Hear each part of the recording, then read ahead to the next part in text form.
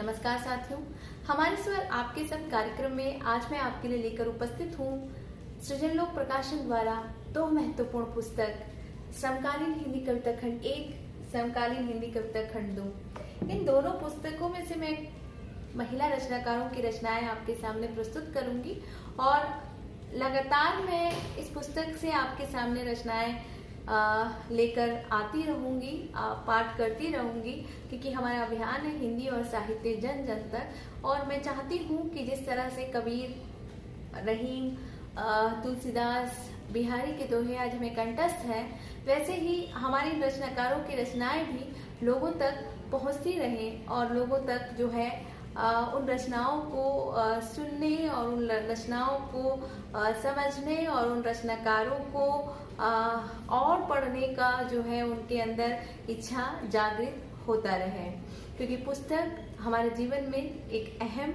हिस्सा है।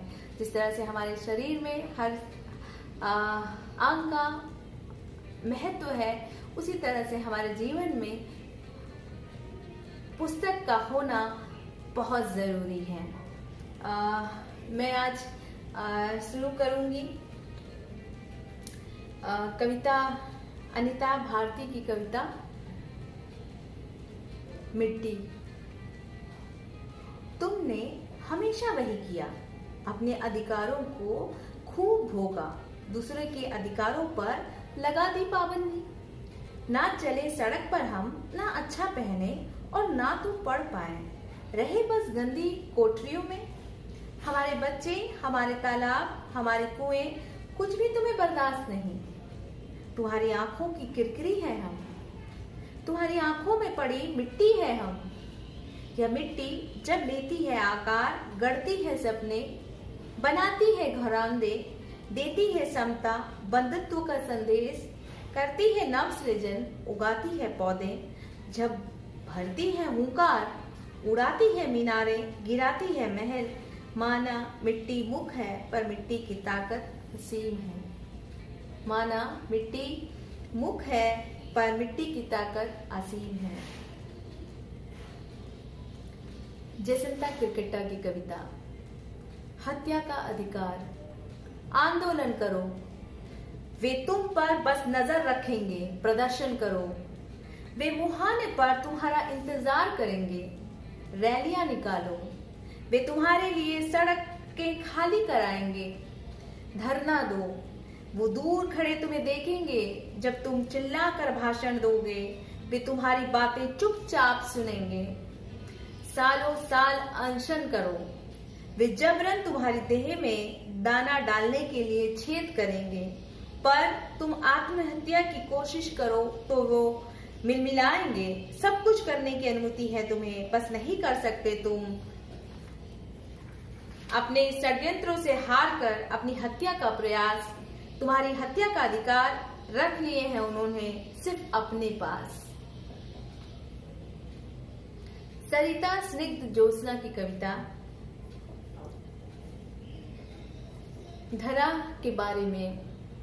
तपती है धरा दिन भर जाने किसके लिए, उसने पाना नहीं जाना, उसने पाना नहीं जाना कभी, बिल्कुल माँ की तरह बस खोया है अपना रूप, रंग, आकार। जानती है वह पल पल खोते खोते मिट जाएगी एक दिन इस ब्रह्मांड में, फिर भी उसे अच्छा लगता है मिट जाना। शायद उनके लिए जो उसके एहसानों से बेफिक्र याद नहीं रखते, उसका नाम यह एहसास की बीमारी भी हो सकती है कभी। दिन रात खटने वाली बूढ़ी माँ। दिन रात खटने वाली बूढ़ी माँ। ज्योति देशमुख जी की कविता। अपनी दुनिया। एक दुनिया होती है स्त्री की भी, जहां वर्जित होता है पुरुष। टंगी होती है वहां एक तख्ती, पुरुषों का प्रवेश निषेध है। रख देती है निकाल कर वो अपने भीतर का पुरुष भी प्रवेश द्वार पर। जीती है अपनी मर्जी से अपनी दुनिया में स्त्री थोड़ा सा। लाज, श्रम, सभ्यता, समाज, दुनियादारी के आभूषण उतार कर जा खड़ी होती है अपनी इच्छाओं के पहाड़ पर।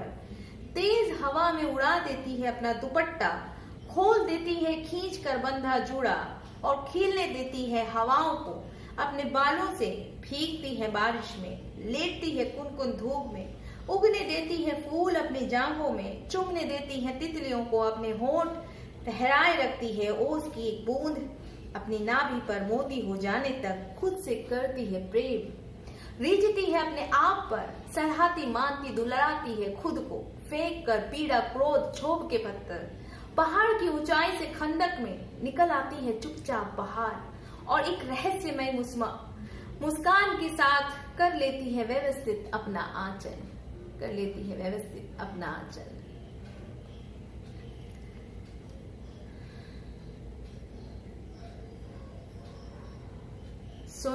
सोनी पांडे जी की कविता। मैं रोक सकती हूँ, मैं रोक सकती हूँ अपने गले में कटुता का पूरा विष, ठीक उसी तरह जैसे रोक लिया था शिव ने बनकर नीलकंठ। मेरा वजूद भी निर्मित है कटुता के ईंट गारे से, इसलिए तुम कटुता की सीमा तोड़ते चलो, मैं निर्माण का अमृत कलश सहेजते हुए बनती रहूंगी नीलकंठ। चलो देखते हैं अपनी अपनी सीमाएं कटुता और निर्माण की।